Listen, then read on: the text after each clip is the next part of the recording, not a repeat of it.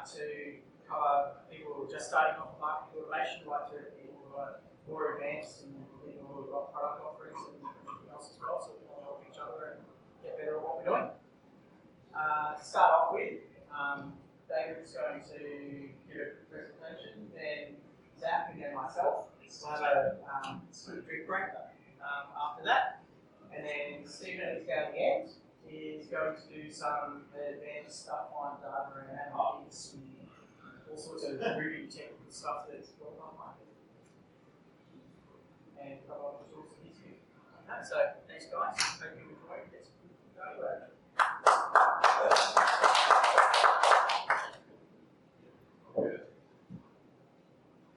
Okay, thank you everyone for coming. My name is David Minacci, and Max has already done most of the introduction, so I'll just get right to it. We thought to considered going through the introduction of marketing automation, basically for some of us who are sort of new to marketing automation, and hopefully cover a few elements that actually make up marketing automation, since I think it's sort of a new field and not that many people know that much about it. I'll just move on and start with. Okay, so I think I'll change arrows. Actually, that's it. Okay, so start with the basics, marketing automation.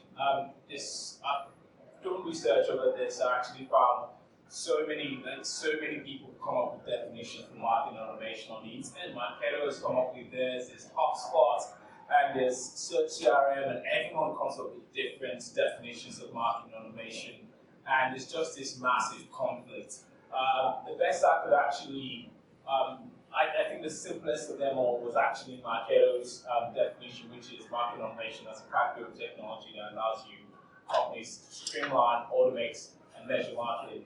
But looking at the definition that they came up with, it's a bit funny that they would actually add automate, which is part of the definition itself, and marketing, which is the definition itself. So you might as well just say C marketing and C automate, But I think at the end of the day, it's one of those buzzwords that gets eventually, comes out of Silicon Valley. I feel like there's a team of buzzwords makers, like they just go into a room and just go create all these buzzwords and release them essentially out to the market, and people just really find it hard to define them. But marketing automation is definitely a buzzword for automating marketing, and if we go into the details, we actually find that breaking it down into smaller parts will help us understand it a lot better.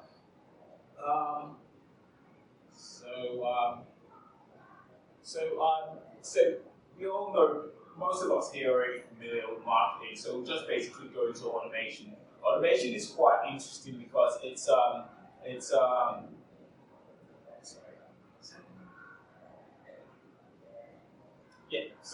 automation is basically from a totally different industry, and what we have here, I think, is a buzzword problem, because buzzwords used to be a very interesting technique for having industry speak, so people could talk to each other. They could use terms that they easily understand without going into details or explaining what it really entails.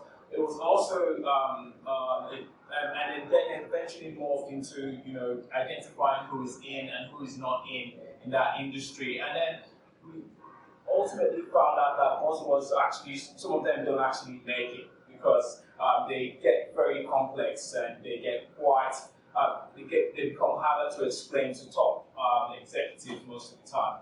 And someone said the downside of buzzwords is if you can't say them, if you can say them over and over, and unless the meaning is clear, you'll be wasting time, resources, and frustrating everyone around you.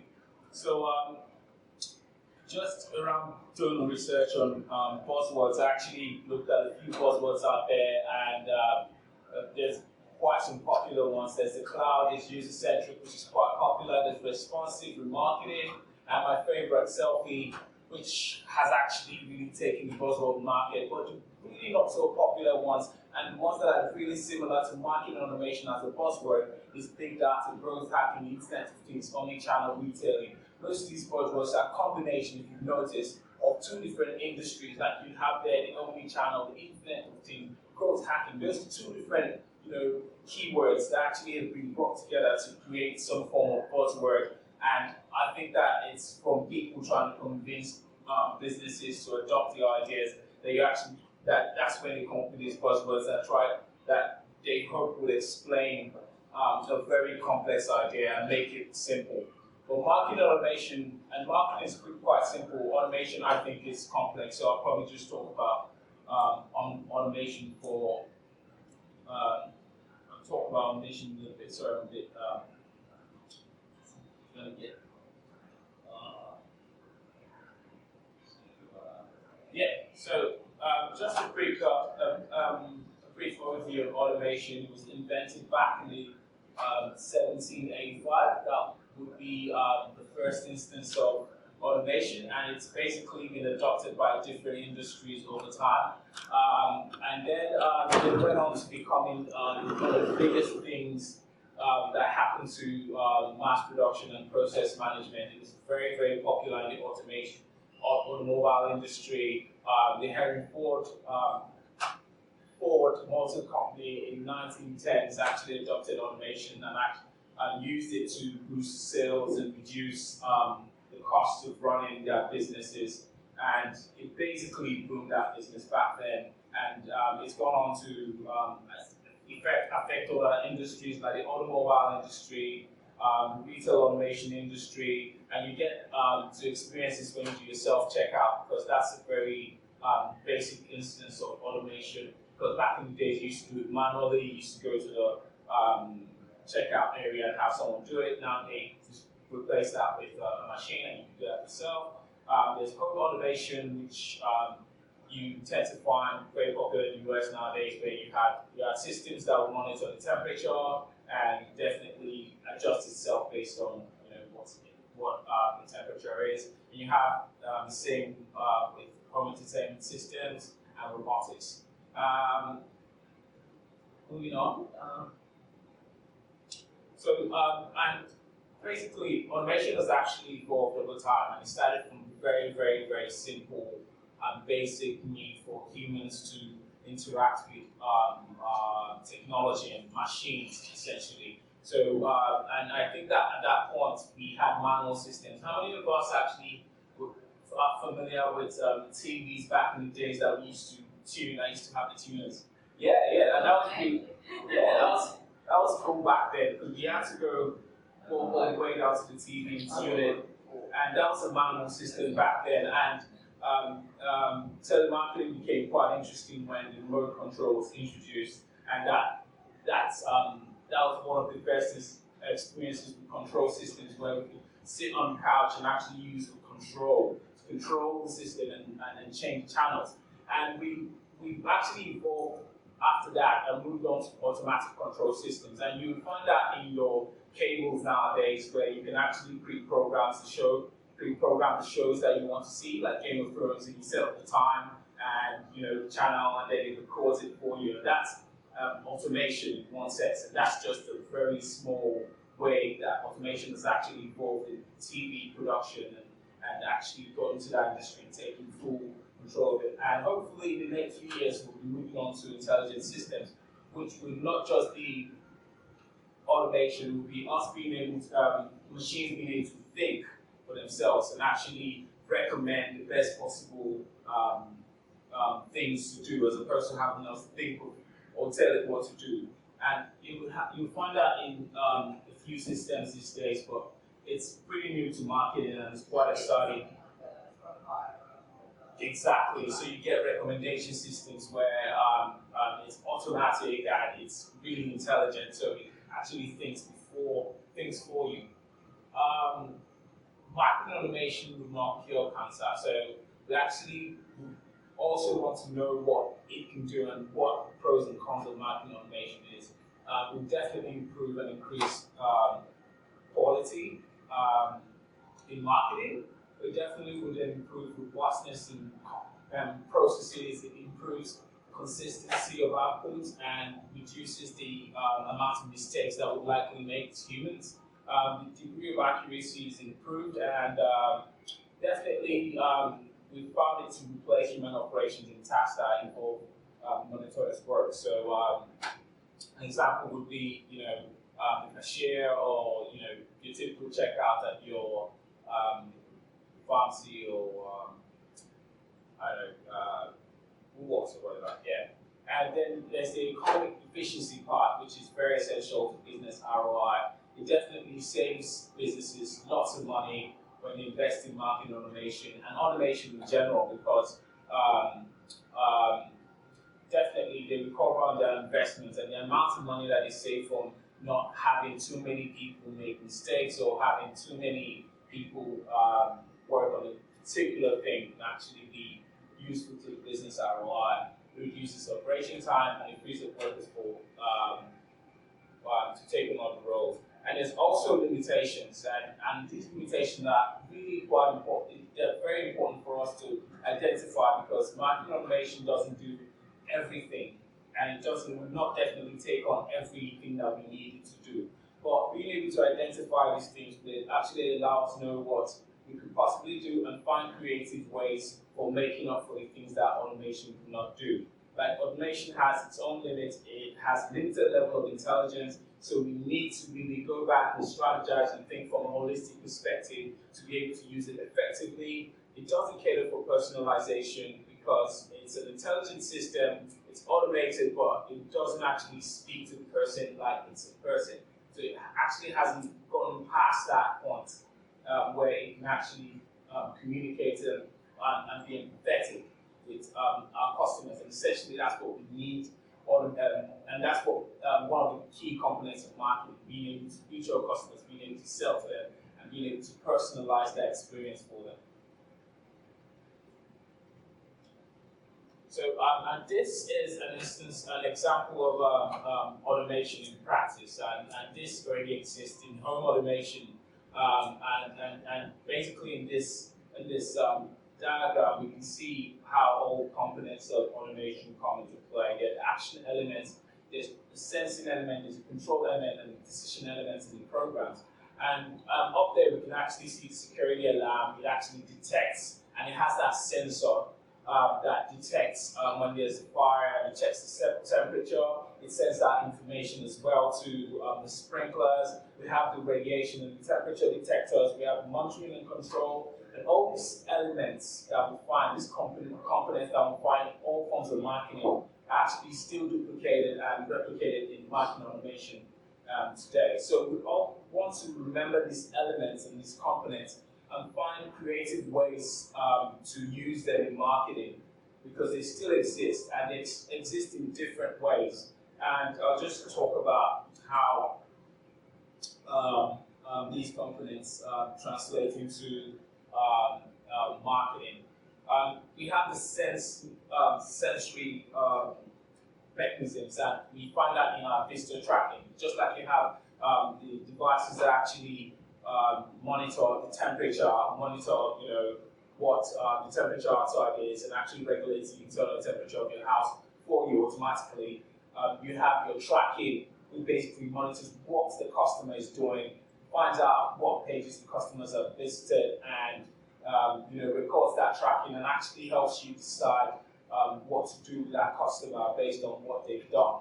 And that's a connection that marketing automation actually has with the original automation concept back in the days when it was used in factories and whatnot. And you have reporting and analytics part, which is very essential to automation, because you need to be able to compile all this data and take it back and build strategies around this data. So and it actually marketing automation also has that element that is that is common in all automation systems. Email marketing it's more on the marketing side, but it's you can say it's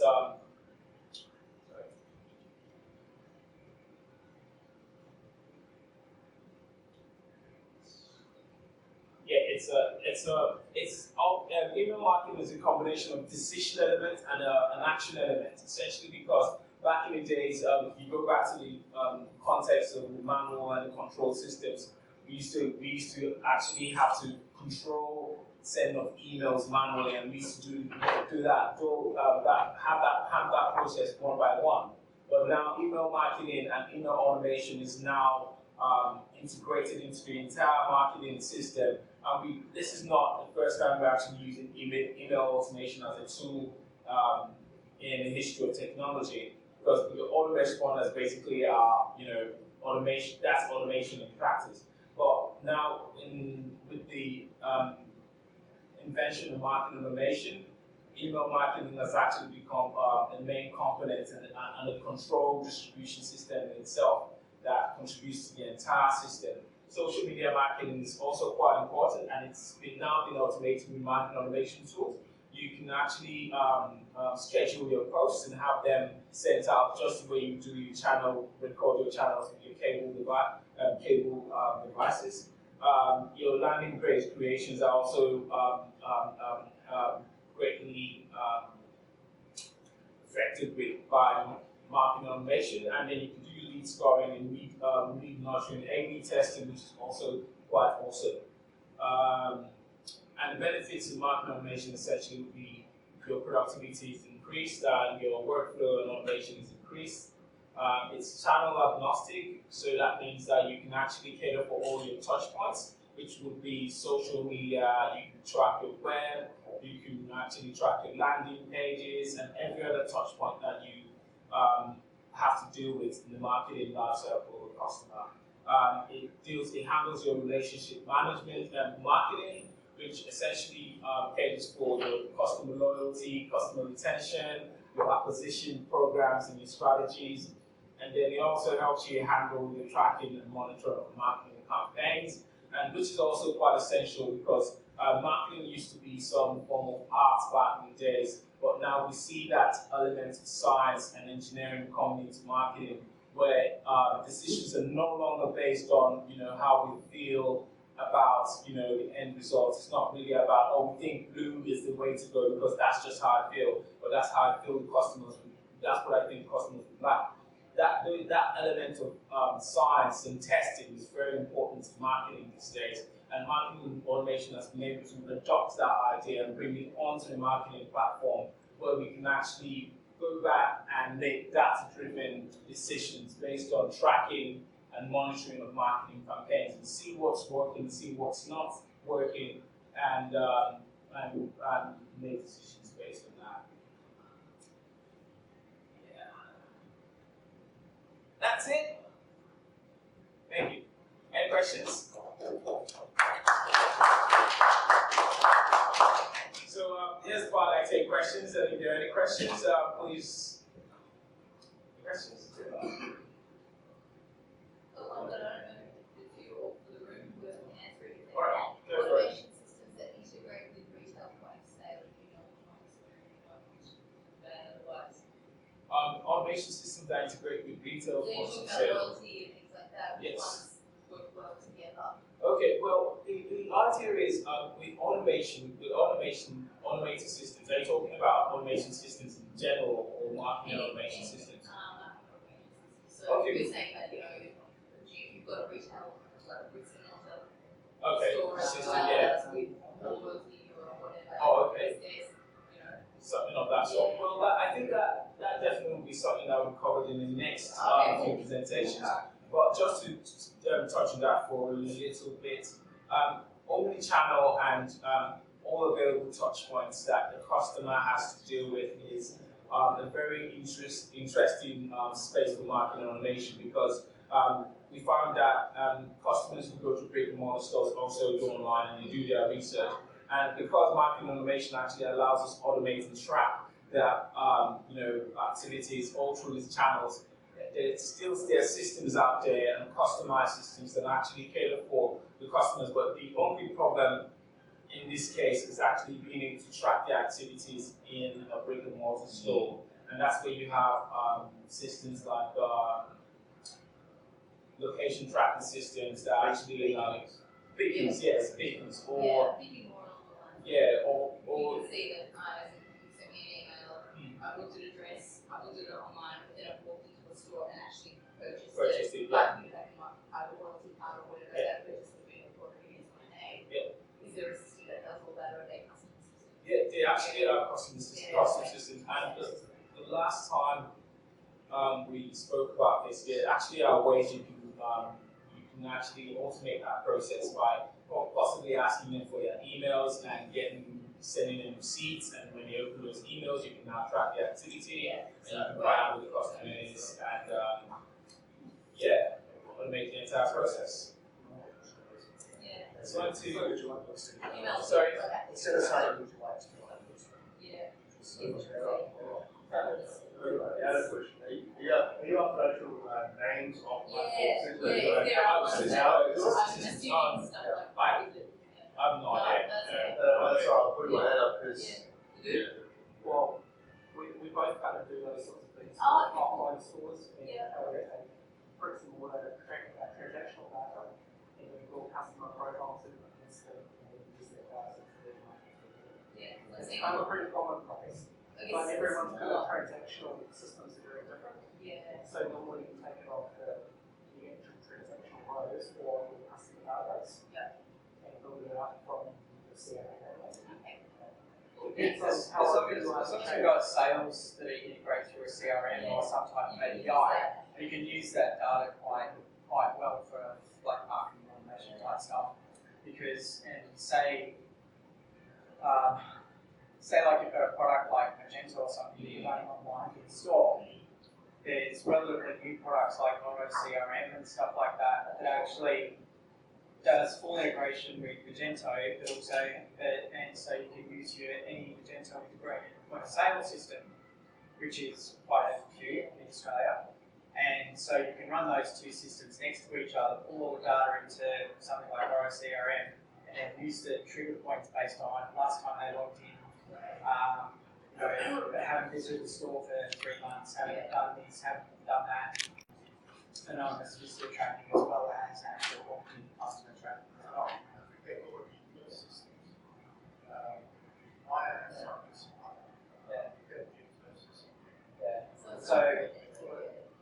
So there's systems out there, but it also depends what systems you currently have that you need to integrate into. Yeah. Use it really great online tracking stuff. We've got all of these stores, and not a lot of pairs out as but there's all. Yeah, as long as you've got data, you can do stuff with it. And as much off-the-shelf stuff as you can get, the less customization there is. But I mean, if you've got old ERP systems or something like that, it's going to be a pitch to integrate with something that's new, but you can still do it. It's just you just have to get like API endpoints and stuff like that. So that's just going to go right. Yeah. It's also very common for larger organizations not to be able to change things. So it's very common for marketing automation systems to work with ERP systems. And not that speak marketing automation for everything, but to pull out the stuff that is like a product involved, do it around the content that wasn't very and be able to do decision around what content is good for person to what product it is. And also working out what the master data set is. Master data sets usually in the old systems. Well, yeah, and I totally agree with that, because basically half the time it's just associating that customer with a unique ID and a unique email address or unique IP essentially, and I don't think you actually need a custom system. You can basically use something, an existing marketing automation system, but ultimately the best way to track would be to send them an email, and then when you can actually track the activities if they respond to it or something. Most of the time they'll click it to view the receipt, and then you can now have them in your database and you know what the customer is and what the customer is and follow up with them. But yeah, that'll be it. Thank you very much. Thanks, guys.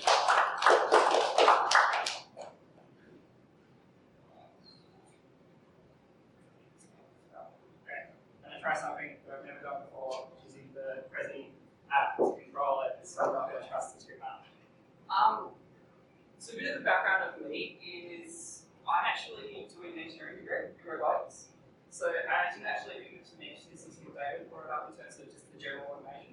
So I think that's where a lot of the automation stuff appeals to me in terms of business process automation.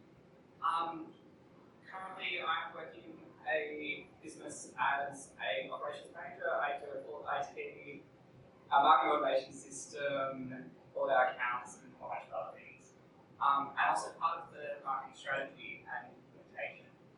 That's marketing strategy with us is a bit of open-ended thing. With some we're actually still trying to work out. So what I'm going to do is give it a bit of the glimpse of what marketing automation can do. This is partly how we use it. I realised that in a way it isn't that different to what said we do. I haven't actually shown anything that special here, but I have actually have got some topics about talking about what is possible. So most of you are probably used to Google Analytics. Like, how many of you use Google Analytics? Okay, fair enough. So with Google Analytics, you get the really big, broad picture.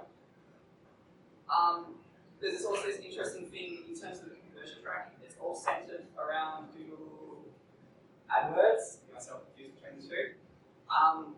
So you can see that flow of your Google ads coming in, and you can see the tracking conversions, whatever that may be. But it doesn't really give you the personal approach. Other interesting thing is remarketing as well. So that's where you start to see marketing automation through using analytics and AdWords.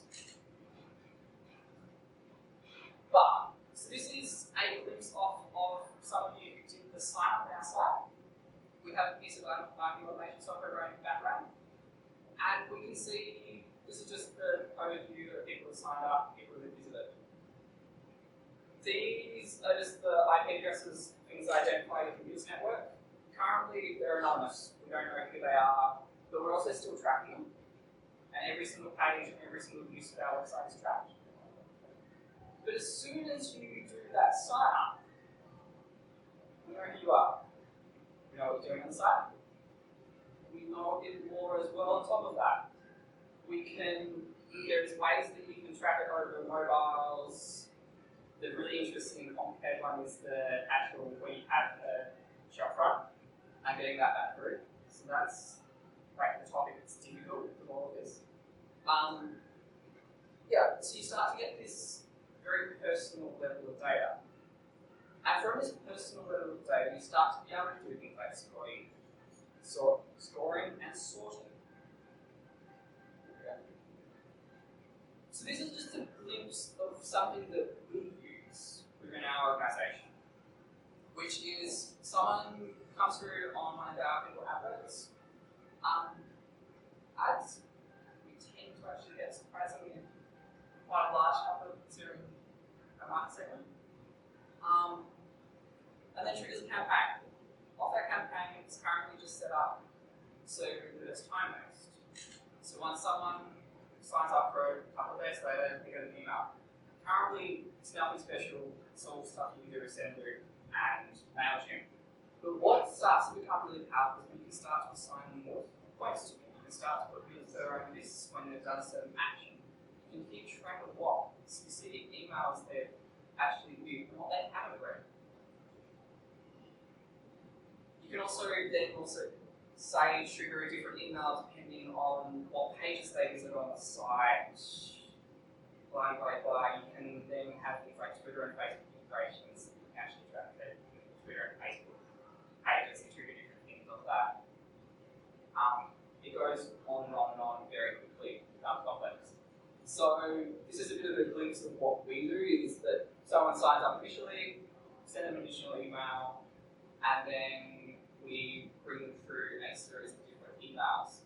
And then off this series of different emails, we rank, score them, and that feeds back into our CRM so we can actually start to get an idea of how interested they are. Best example, and interesting one was, so we had someone from Florida approach us. And they were actually, I can't remember what company it was. I feel like it was from Xerox or something. And what they were asking, they pretty bluntly turned around and okay, so you've got this product, but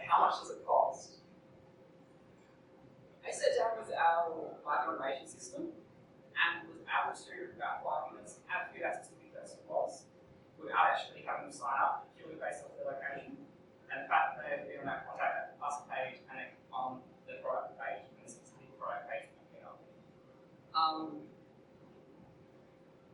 So that was interesting, and we didn't really hear much more from that person, but I'm very surprised about that. So if you were to actually use some of that towards this type of process, and the location, what have you can start to get really powerful, and you can start to do things like ranking and sorting. Automatically, you don't have to do it all yourself, so you can essentially save time. If you were doing all of this manually, it could easily, like the number of people we have coming through, it easily would take someone 4 days a week. Whereas marketing automation system is so important. And if you set it up once, you refine it, you improve it. And you just slowly build it up, becoming refined. We're starting to build up some more campaigns that are targeted to certain market segments at the moment. And it becomes very scalable. So we then come back to some of these default campaigns. Most marketing automation systems integrate with your websites and have tracking all the way through. Every single email that comes out of your marketing automation system has tracking in it, so that they can detect when it's been read and viewed, how long it's been viewed for. Becomes really creepy. What time you viewed it, how many days it was since, how much the time since you actually viewed it, all of that.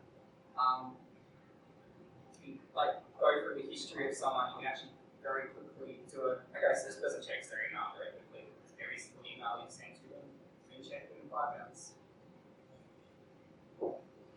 So email-wise, landing pages, probably most of you have come across specific landing pages for where you're bringing your audience from. You can track those. You do some interesting things there where you show donor content, depending on where they've come from. If you want to test out different content, it's interesting on there. And you can actually have all of that comes back to one specific lead. So you're moving away from the idea of Google Analytics where everything's big, broad, and you can actually start to do a profile of someone automatically. Not many pieces of software actually do that automatically yet, but it is possible to start to set it up in your own way and start to become an integrator. So, a bit of the trick with actually getting marketing automation going, realize what it can do. It can be really quite powerful if you realize all the different steps and mesh all the different parts together. Determine what you want out of it. It's interesting thing that we did is that to start off with, we just made sending emails. Not that exciting. Then we started to expand it from there. So determine what you actually want this marketing automation system to do. It might change what piece of software you go for, how you approach it. Create a plan, start with something simple, implement it, refine, expand. And then the really cool thing you can do is because you have dynamic content, you can A/B test everything. It's like all of your emails that you send out, you can work out, you have 2 different versions of the email, and work out which one people actually feels to people. And you can do that off a whole bunch of different metrics. Landing pages, you can have those all dynamic. You can show different amounts of content. The really simple one we do is for an ebook, downloading an ebook. And one is a very simple, plain, not much content to it. And then the other one actually has snippets from the ebook, as well as a bit more of talking about it. And then you can track how many people who come to the site actually click sign up. So that's really just a glimpse. And I've mainly just mentioned some of the how things you do. And different software does different things, does it different ways, and does it in different ways. We're planning on going to the question stage after Max has finished up, so that might move up there. Which page has better, the plain one or the one with more detail? Sorry? The ebook download. Pretty sure the more detail one. Yeah. Is it a free download or is it a paid? Free download, but you sign up to it. Yeah. But it's pretty innocent. But then you have webinars that we also run, which is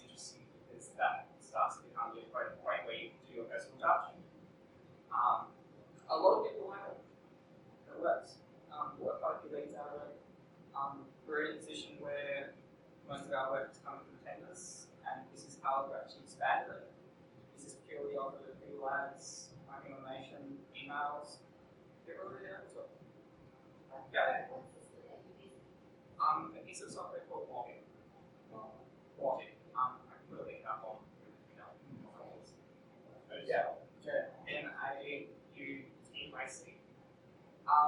It's free, it's open source, it's quasi open source because it's developed by a business who then hosts it themselves. You can download it, and me as a developer, I've actually contributed to the project as well.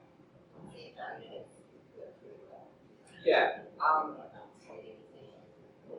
Max, did you want to start out? Stable version, first stable release was around mid-February. RC in January, RC1 and RC2, RC3 I think. They were release candidates, they're all the ones they stuffed up. Every single version they put out up until 1.0 is fixing bugs. Yeah. Introduce something new. And it's on 1.13 I think, so it's on the 13th release since the start of February. And it's gotten to the stage where I think it's actually very useful compared to what it used to be. Yeah, I only had to apply 4 patches to client sites last week to get it. God, I was getting pissed off at it. What's that? Why do you use it? It's open source. Actually, well, look, for what it does, it's excellent ROI. And for me, spending 4 hours doing a bug fix on it to get it, and the reason it had a problem was because I let clients in there and they put bad data in. Okay, and so the bad data, it didn't, the patch that they've developed hadn't been applied to the version that the client was running. That skipped over the bad records. So what happened? Go through, send off a hit a bad record, and just go, oh shit. And so then I just went back to the Slack channel. So I just went back to the Slack channel. I said, I'm having this problem. What's the issue? They said, I'll go try these 2 patches. They're coming out the next release, which is a possibility about. And so we patched that up. But I mean, comparatively, our ROI for something fairly basic is that it's worth it for. Our product on spot was $5 grand out going $7 grand a year. And that was just associated with the plan to want to go on the plan. And they did a really interesting thing where they just pushed the sales into some others. A lot of other software is within that realm, maybe not as expensive. HubSpot's really stable, does some awesome stuff, but there's Max is talking about for they push up their prices. Do something that's free, open source, works pretty well, runs smart, has kinks, you're not paying for it. That's like, me being the person who does the numbers, I looked at the pricing website as being the same as this developer person who talked to us. Did the numbers good? No, we're not good. I still look at other systems like even for SMEs and stuff like that. Product applications like Simulcast and things like that have a relatively low price point for the features that they offer. It's quite good for SMEs to be able to go into. Like I don't really look at micro businesses because they can't really for me. But even mid-sized businesses, going in and saying, well, before we do anything, it's going to be $15,000 a year, and then we'll actually do some work for you after that. And or we can have a couple of pain points along the way, and we can get an application that's costing you rather than nothing, and you're only really paying for a service. We send, and the sending's all through Mantle or PHP on their own server, so there is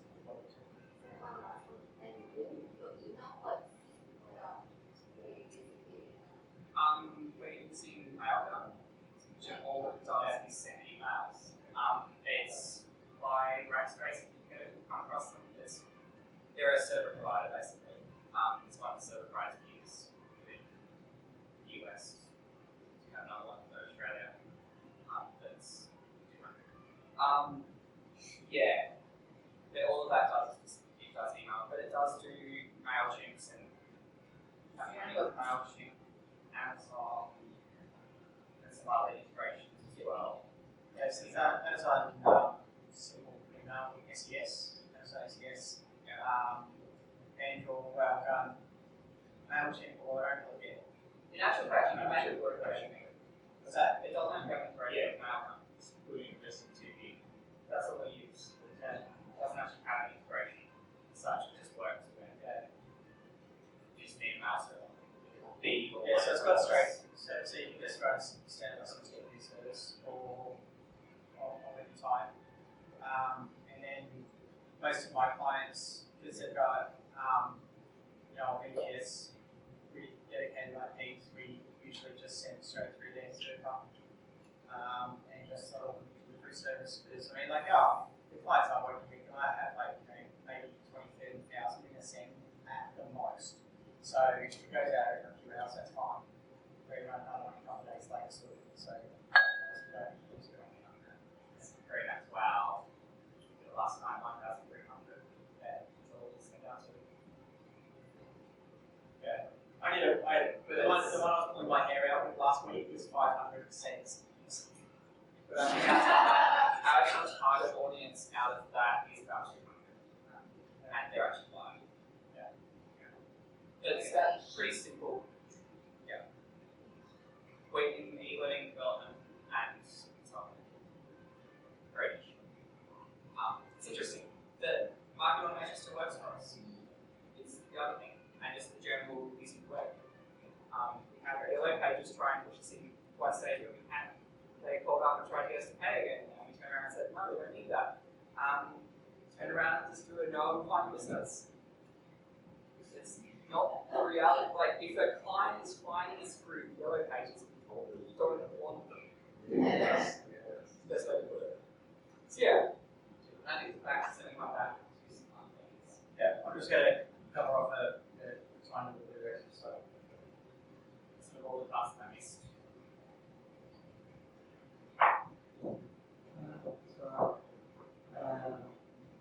Let's see. Okay, so I'm going to do some basics about sort of marketing automation and where it fits in with like the general advertising and online marketing side of things. Because these guys, being young guys, sort of said, "Oh yeah, we're the young cool guys. We need someone to stand up here and talk about advertising and marketing in general type sort of thing." And so they said, "I'll get the old guy." These guys, I don't know how old these guys are, they're almost half my age probably. But that doesn't particularly make me smart in that stuff. Just like getting on ranges in the winter and yeah, almost consider going back to corporate life, but haven't quite done it. I've been around for a long time. I'm not sure if anyone else has been around since like Netscape was how we actually designed our websites. And that was so cool having pictures. It was amazing because everything before that was all text. Can I say something? Yeah. I love that. What's that? I remember that. You remember that? Yeah, that you were doing. When I was really young. Really? Still back. Actually, no, that was about 20 years ago. Yeah. Would have been 93, early 90s. What was it, 90? Yeah. That's 97. Yeah, I think it was 93 that we got internet properly in Australia. Was in 93. I remember sitting there going, "Woo!" My dad was a computer geek. Okay. It was an electronics geek, came from the electronics side of things, and then computers arrived, so we started building computers, and yeah, here we are. What was that? Yeah. No, 56 was awesome. That wasn't that long ago. Like, doesn't matter basically how old it is and how long it's been around. What we're doing with our online marketing is basically the same stuff that this guy was doing back in the 50s or whenever they took the photo. And someone was talking about earlier and saying marketing hasn't changed. It's exactly the same as it was. It's just the tools and the methods we get there. And the scale of what we're doing is so much bigger than what it used to be. And so all of the old stuff. Anyone who's gone and done marketing at uni or read any old textbooks and stuff like that, these things with the marketing mix, your product placement, promotion, everything like that, that's all still there. You still need to do the planning, you still need to do the strategy, it still needs to be solid. Marketing automation isn't going to be a cure-all for all of that. Same stuff like your smart rules as well. This is really great for marketing automation because everything about being measurable, everything about being timed, realistic, everything like that, that is the stuff that marketing automation is really good at. Measurements are a really, really important thing. And the reason we've gone from these same things being new is basically where we came into social media came big, everything scaled up, the internet grew exponentially. HubSpot, and I don't know if HubSpot invented inbound marketing, but God, they promoted the hell out of it. And all our outbound marketing stuff disappeared and we started having two-way interactions with people and engaging with people directly. And the thing is, you can't scale with that and actually not automate it all. You just simply can't handle that amount of data, and that's where marketing automation comes in to help us handle these problems and get it to a point where we can put it into a proper system where we can get everyone going through our sales funnel. Guess what? I haven't got a picture of a sales funnel. This is as close I get to. I considered putting it in there. Basically, you can see here, and this is stuff where marketing automation is right from your blog, tracking where your blog is and having your content marketing, your social media, making sure that your basic SEO stuff on your site and stuff's got the right keywords to attract the search engines in and that sort of stuff. This is big things in your calls to action, so everyone that goes into, they've got like premium offers and downloads and stuff like that, you've got your forms. That's all integrated into your marketing automation tools, your landing pages, contacts and everything, going into your email, your workflows, the really important bits and pieces. That's where you're getting triggers.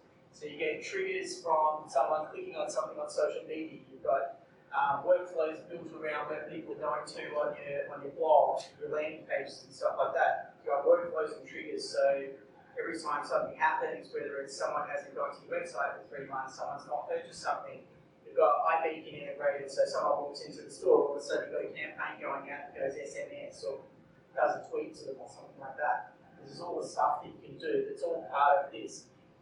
Going through to your like people who converted, you've got it basically through here, but then you've got your customer retention and reduction of churn, because it's always better to get someone to repurchase. There's a great company in the UK called Windsor Circle, which works on retention marketing and around marketing automation and stuff like that. They had an email that came out the other week that said any less than 4 purchases from a customer is a lost sale. So if you've got your email marketing and your online systems and so forth, that's what you're aiming for. You're aiming for 4. Anything below that. That's the brand of coffee. What's that? That's the brand of coffee. Cool. Yeah. But so that's what you're working with to try and get that person to go away. If you've got less than 4 purchases, that means that you've lost them because you're not doing your marketing automation properly. And one of the really, really important things, no matter where you're getting your leads coming in from, no matter what you're doing with your email, your engagement with the social media, with people and how much you sell them, the most important thing is this big yellow line down the bottom is measuring everything. Like Zach said, is you put in place a system, you measure it, you refine it, and make it better. You measure it, you refine it, and make it better. Because the system's there, it's not going away. Each time someone comes in, it just happens. It's no more work for you. So what you do, you go into your analytics, you see what your conversion rates are, you do your A/B testing, and you make it better and better and better and better, so that initial investment you put into doing your planning and you set up properly, you've got little tweaks as you go along, but your return on investment grows exponentially based on that initial setup and that initial bit of work you need to get the system in place. And I hate it when my customers all the time, most people have the same problem. Customers will go 80-90% of the way, they don't do that final 10% to actually get the big returns at the end of it. And I always have trouble getting my customers to do it. We usually get them eventually, but God, it's difficult. Well, most of the work is here. You haven't made any money yet. Yeah. Right? Yeah. You might run a couple of campaigns and they go, that's great, we've got lots of extra money. And it's like, okay, well, let's go and we change this, because from the stats, from the analytics, it's saying, we need to change this, we need to change this, we need to just change it. We're happy here. Yeah, happy year. And then they'll bring up a year later and say, oh yeah, Max, hey, you're talking about doing this. We think that's probably a good idea. It's like, well, maybe you do a year ago. That's a year of income, a year of improvements. So yeah, it's just one of those things. It's actually human nature. It happens all the time. Sorry. So when you're talking to them and you talk about the planning, starting your plan. Yeah. Isn't that part of Yes. Well,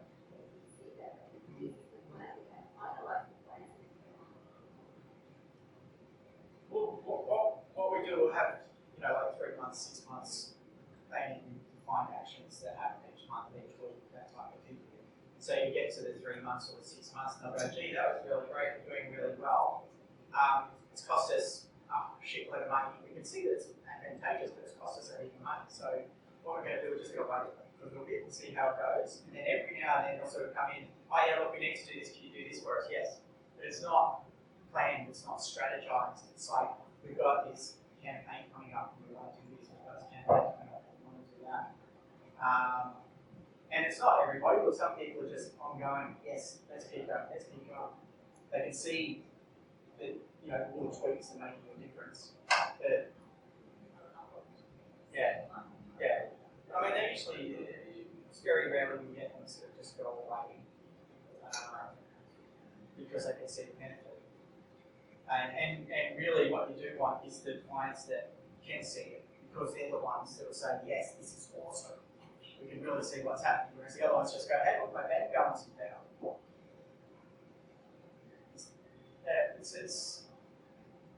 And some people are just busy. So it's that, ongoing problem of I'm too busy working my business and working on it. They just say, I haven't got time, let's pick up in 6 months or whatever. But the measurement, measuring effectiveness. And my report might be shit. Maybe I don't sell it enough, I don't know. That could be an issue, but usually we always get people coming back anyway.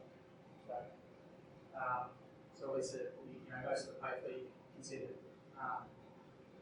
the advantage of it. And the reason why the measurement is so important is because of this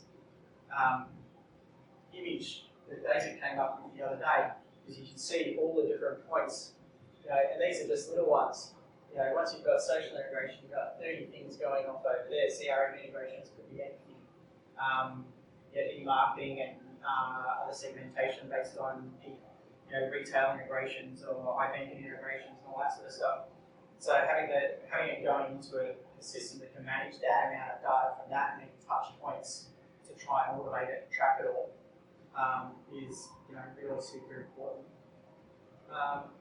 And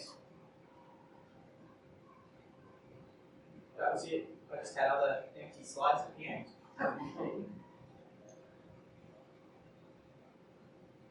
So there we go. Any questions or anything else like that? Then quite at the end of your set, what was the... For another question. Yes. What was this? So we've got over here basically just the ideas for future meetups, questions to bring up, Yes. basically a feedback. A bit of feedback and stuff like that. And about, so we're planning on putting all our PowerPoints and portfolios back up on the main market. So we've got about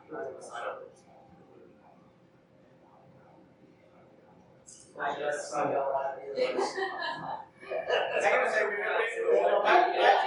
actually had emails come in of people who signed up on the site while you were sitting here. So 746.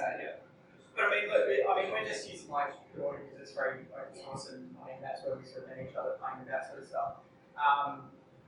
And you can only do so much, but I mean, the other platforms and stuff is just huge. Yeah. All is very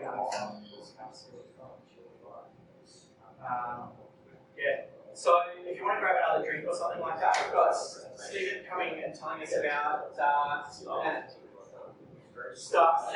Yeah, a whole heap of basically, from what I understood pretty brief, it's almost predictive analytics on whether a campaign you get ROI. Is that about right? Which I thought was pretty bloody cool. Yeah. So if you want to grab a drink, go for a wee or anything like that, we'll get Stephen set up and